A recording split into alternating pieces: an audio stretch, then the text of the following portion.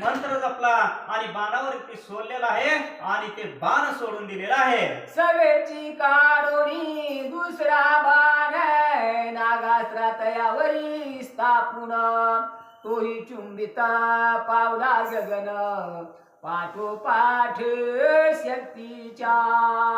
लगेच काय केलंय, आपल्या बाट्यामधून दुसरा बाण काढलेला आहे आणि त्या बाणावरती नागास्त्र असं ते अस्त्र सोडलेलं आहे आणि त्या शक्तीच्या पाठोपाठ ते नागास्त्र ही सोडलेलं आहे. परिती शक्ती बलाढ्य बहुत स्वर्गी मिरवे शब्द करीत ऐकता शब्द भयभीत सकळमयी झाली असे.